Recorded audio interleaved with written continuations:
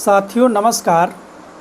आज हम लोग फाहियान के यात्रा वृत्तांत के बारे में इस वीडियो में पढ़ेंगे कि फाहियान जो है भारत में आता है। आप लोगों को पता है कि फाहियान जो है एक बौद्ध यात्री है और ये है कहाँ का? चीन का है। ठीक है, तो फाहियान एक बौद्ध यात्री के रूप में भारत में आता है। कब आता है? जब भारत में चंद्रगुप्त विक्रमादित्य अर्थात चंद्रगुप्त द्वितीय का शासन रहता है भारत में। ठीक, तभी जो है भारत में फाहियान आता है। चंद्रगुप्त द्वितीय का शासनकाल जो है भारत में 375 से लेकर के 415 ईस्वी तक इसका शासन रहता है। और इसी बीच में फाहियान जो है 399 ईस्वी में भारत आता है। कब आता है? 399 ईस्वी में।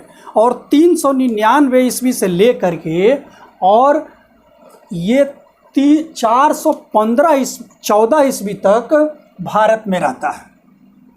414 ईस्वी तक भारत में रहता है। अब फाहियान जो है भारत में आ करके और भारतीय स्थानों के बारे में क्या करता है कि भ्रमण करता है। कौन कौन से वो स्थान होते हैं?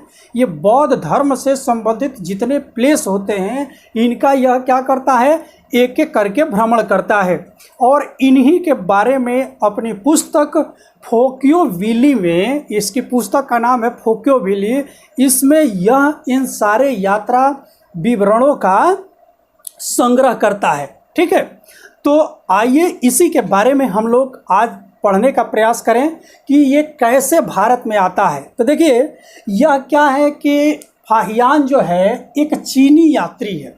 फाहियान कहाँ का रहने वाला है? तो फाहियान जो है चीन का रहने वाला है और यह चौथी शताब्दी में भारत की यात्रा करता है। ठीक, अब ये भारत की जब यात्रा करता है तो चीन से, यहाँ पे आपका ये मैप है, मैप से देखिए ये चीन से चलता है। चीन से चलने के बाद ये देखिए ये मंगोलिया होते हुए, मंगोलिया के बाद कहाँ आता है? मंगोलिया के बाद आता है खोतान के बाद यहाँ ये तिब्बत के ऊपर पामीर की पठार है। इस पामीर की पठार से होते हुए अब ये पहुंचता है यहाँ स्वात घाटी। यहीं पे आतंकवादियों की जो पाकिस्तान में एक तरह से कहिए कि क्या है, शरणस्थली है, इन्हीं क्षेत्रों से यानी स्वात घाटी से होते हुए यह क्या करता है? गांधार जहाँ की तक्षशिला है, तो इसी विश्वविद्यालय का भी भ्रमण करता है। ये तक्षशिला विश्वविद्यालय से होते हुए और भारत में प्रवेश करता है। ठीक, इतनी बातें आपको याद आ गई कि यह क्या करता है कि चीन के क्षेत्रों से निकलता है, गोबी मरुस्थल से होते हुए पामीर की पठार, और पामीर की पठार से निकल करके यह आता है स्वात घाटी। स्वात घाटी के बाद अब ये है कि आपके गंधार यानी तक्षशिला, गंधार प्रदेश यानी तक्षशिला से यह क्या करता है? भारत के पश्चिमी हिस्सों से प्रवेश करता है। ये चीज़ें क्लियर हुई। अब देखिए कि भारत में अब इसके बाद जो है पेशावर के रास्ते प्रवेश करता है। पेशावर वर्तमान में कहाँ है? ये पाकिस्तान में है। तो यहीं से ये भारत में प्रवेश करता है तथा कह रहा है कि उत्तर पश्चिम मार्ग यानी इन्हीं मार्गों से होते हुए पंजाब में आता है। यह क्षेत्र आपका क्या है? पंजाब का क्षेत्र है। तो यहाँ पर ये आता है पंजाब के एरिया में। ठीक, उसके बाद अब ये पंजाब से कहाँ जाता है? पंजाब से जाता है आपका मथुरा, यानी यहाँ पे ये उत्तर प्रदेश वाला जो एरिया है, अब ये आ जाएगा आपका मथुरा। फिर आपका आगे जा करके कहाँ जाता है? कन्नौज, मथुरा, कन्नौज, श्रावस्ती, ये वाला ये जो उत्तरी भाग है उत्तर प्रदेश का, यहाँ पे है आपका श्रावस्ती। ठीक, श्रावस्ती, कपिलवस्तु, कुशीनगर, वैशाली, पाटलिपुत्र, काशी, जैसे नगरों की क्या करता है, ये यात्रा करता है। ठीक है, इन सारे नगरों का यह क्या करता है, भ्रमण करता है। भारत यात्रा के पश्चात ये भारत के ये नगर थे और इन नगरों का ये भ्रमण करता है। इन यात्राओं को पूरा करने के बाद यह क्या करता है कि जाता है आपके ताम्रलिप्ति। ताम्रलिप्ति को तामलुक के नाम से भी जाना जाता है। ठीक, तो यह है पश्चिम बंगाल। पश्चिम बंगाल को पहले किस नाम से जाना जाता था, यानी बंगाल को ताम्रलिप्ति या तामलुक के नाम से जाना जाता था।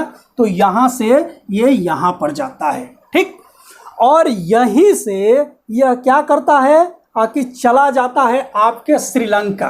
कहाँ जाता है, अब यहाँ से होते हुए श्रीलंका जाता है। ये तामलुक बंदरगाह से ये जल के रास्ते आपके यहाँ ये तामलुक या ताम्रलिप्ति, और यहाँ से ये आता है आपके श्रीलंका। श्रीलंका, ठीक। अब श्रीलंका में भी जो बौद्ध स्थल हैं उनका यह क्या करता है, भ्रमण करता है। चूँकि ये बौद्ध यात्री है तो जहाँ जहाँ पे इसको बौद्ध स्थलों के बारे में जानकारी मिलती है उन स्थलों का यह भ्रमण करने का प्रयास करता है। तो श्रीलंका गया। श्रीलंका से अब यह जो है अपनी यात्रा शुरू करता है कहाँ के लिए, जावा सुमात्रा। तो जावा सुमात्रा जो है इंडोनेशिया का यह क्या है, द्वीप है। ये इंडोनेशिया के जो द्वीप हैं यहाँ पर भी ये यात्रा करता है, यानी जावा और सुमात्रा की यात्रा करता है। ठीक, और जावा और सुमात्रा की यात्रा करने के बाद यहीं से जल मार्ग से ही यह पुनः अपने देश को क्या होता है, लौट जाता है। क्लियर। तो देखिए यहाँ से क्वेश्चन एक बना है, आईएएस में एक बार एक क्वेश्चन बना कि वह कौन सा चीनी यात्री है जो स्थल मार्ग से आता है लेकिन जाता जल मार्ग से है। तो वह कौन सा यात्री हो गया, यह फाहियान ही है जो कि स्थल मार्ग से यानी भारत के पश्चिमी हिस्से से प्रवेश किया, ये पूर्वी बंगाल तक गया, बंगाल से श्रीलंका की यात्रा करता है, श्रीलंका से जावा सुमात्रा यानी इंडोनेशिया की यात्रा पर जाता है और वहीं से यह अपने स्वदेश के लिए क्या हो जाता है, रवाना हो जाता है। इतनी चीज़ें आपको क्लियर हो गई। ठीक, अब देखिए ये जो अपने यात्रा वृत्तांत में यानी वर्णन में जब आया है तो भारत के अनेक हिस्सों का क्या किया, दौरा किया। तो भारतीयों के बारे में इसने क्या क्या कहा, इसके बारे में हम लोग एक एक करके जानने का प्रयास करें कि इसने भारतीयों के बारे में, भारतीयों के रहन सहन के बारे में, यहाँ के कल्चर के बारे में, यहाँ के लोग के बारे में एक एक चीज़ का ये वर्णन जो है अपने यात्रा वृत्तांत में किया है। अब उन्हीं के बारे में एक एक करके हम लोग यहाँ पढ़ेंगे। देखिए कह रहा है कि उसके अनुसार मध्य प्रदेश में, यह मध्य प्रदेश के ब्राह्मणों के बारे में भूरी भूरी प्रशंसा किया है। और ये क्या कहता है कि यहाँ के जो ब्राह्मण थे ये बहुत ही संस्कारीय थे। कैसे थे, ये बहुत ही संस्कारीय थे। ठीक, कह रहा है कि कह रहा है कि कोई व्यक्ति न तो किसी की हत्या करता था, कोई व्यक्ति किसी की हत्या यहाँ नहीं करता था। दूसरी बात कहता है कि ये शराब भी नहीं पीते थे और न ही लहसुन प्याज खाते थे। यानी ये मध्य प्रदेश के लोग, मध्य देश के लोग न तो क्या करते हैं, किसी की हत्या करते हैं, न ही शराब पीते हैं, न ही लहसुन और प्याज भी ये लोग खाते हैं। ये चीज़ें क्लियर हुई। अब ये कह रहा है कि अपराधों के लिए, अपराध ये कहता है कि अपराध बड़े ही कम पैमाने पर होते थे, लेकिन अपराधों के लिए क्या थे, अपराधों के लिए जुर्माना लिया जाता था। अपराधों के लिए क्या लिया जाता था, जुर्माना लिया जाता था।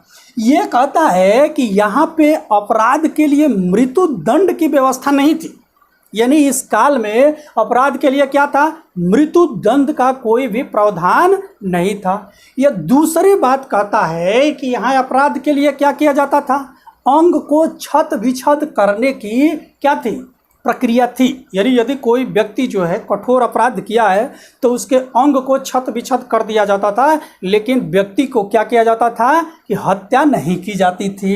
ये चीज़ें क्लियर हुआ।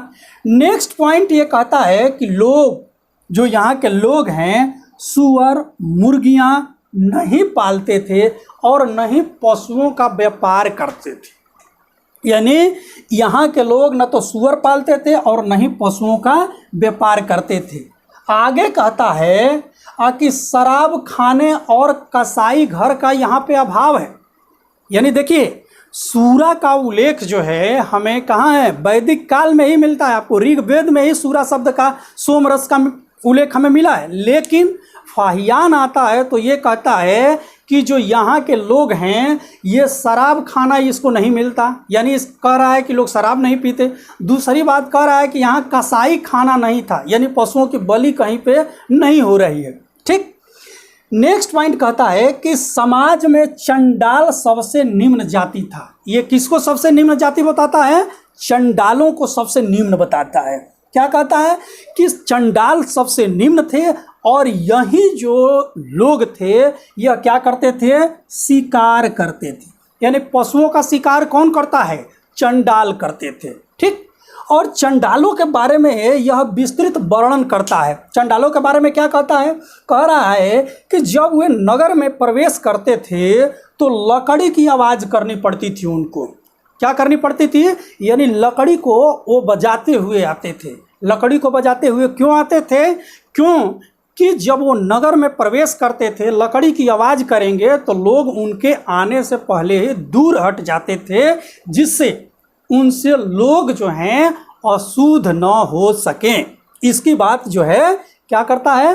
फाहियान करता है। ठीक, कह रहा है कि पाटलिपुत्र के विषय में उसने अपना विवरण दिया है। पाटलिपुत्र जो थी उस समय क्या थी? चंद्रगुप्त विक्रमादित्य की राजधानी थी और उसके बारे में यह विस्तृत चर्चा करता है। कहता है क्या कि चंद्रगुप्त के राजप्रसाद यहाँ पे थे। किसके राजप्रसाद थे? चंद्रगुप्त का एक बड़ा राजप्रसाद था यहाँ पे, और इसके बारे में यह वर्णन करते हुए बताता है कि यह राजप्रसाद शायद देवदूतों द्वारा बनवाया गया होगा। ये चीज़ें यहाँ क्लियर हो गई कि ये किसके राजप्रसाद के बारे में वर्णन करता है। नेक्स्ट है कि और प्रतिक्रिया दिया कि इसे देवताओं ने बनाया। नेक्स्ट है कि उसके अनुसार पाटलिपुत्र में एक बहुत बड़ा चिकित्सालय था। ये पाटलिपुत्र के एक चिकित्सालय के बारे में भी वर्णन करता है। चिकित्सालय था जिसमें देश के कोने कोने से लोग इलाज कराने के लिए आते थे। ये चीज़ें क्लियर हो गई कि यह किसका? चंद्रगुप्त मौर्य के राजप्रसाद के बारे में वर्णन करता है। पाटलिपुत्र में एक चिकित्सालय के बारे में वर्णन करता है। नेक्स्ट है इसे कि दंड विधान विनम्र थे। यहाँ दंड जो था यह कठोर नहीं था, यानी अपराध के अनुसार दंड जो था ज़्यादा कठोर नहीं था। हम लोग पहले ही चर्चा कर चुके हैं कि यहाँ मृत्यु दंड का प्रावधान नहीं था। ठीक, मृत्यु दंड का प्रावधान नहीं था। अंग जो थे छत बिछत किए जाते थे। ये चीज़ें क्लियर हुआ। आगे है कि कह रहा है कि जब यहाँ के लोग व्यापार वाणिज्य करते थे तो मुद्रा के रूप में ये कौड़ियों का प्रयोग करते थे। यानी यहाँ के लोग व्यापार वाणिज्य में मुद्रा के रूप में किसका प्रयोग करते थे? कौड़ियों का प्रयोग करते थे। और ये कई बार क्वेश्चन आ चुका है कि फाहियान जो है किसके बारे में चर्चा करता है? कह रहा है कि यहाँ के लोग कौड़ियों में व्यापार करते थे। ये बात क्लियर हो गई आप लोगों को। अब ये सारी चीज़ें जो है फाहियान अपने यात्रा वृत्तांत में देता है। फाहियान की जो पुस्तक है, हमने पहले ही बताया कि फाहियान की पुस्तक का क्या नाम है, तो फाहियान की पुस्तक का नाम है फोकियोविली। और ये को याद रखना है क्योंकि ये एग्जाम में कई बार पूछा गया है। ठीक, तो हमें उम्मीद है कि फाहियान से संबंधित आप लोगों के जितने भी फैक्ट हैं ये सारे लगभग क्लियर हो गए। अब अगले वीडियो में हम लोग ह्वेनसांग और अलबुर्नी के बारे में, इसी तरह से उनके यात्रा वृत्तांत के बारे में विस्तार से चर्चा करेंगे। तब तक के लिए धन्यवाद। आप लोग हमारे इस चैनल को वीडियो अच्छी लगी होगी तो लाइक कर दीजिएगा, सब्सक्राइब कर दीजिएगा, मित्रों के बीच में शेयर कर दीजिएगा, जिससे मैं इस तरह के लिए आप लोगों के बीच और अधिक से अधिक जानकारियाँ ला सकूं। धन्यवाद।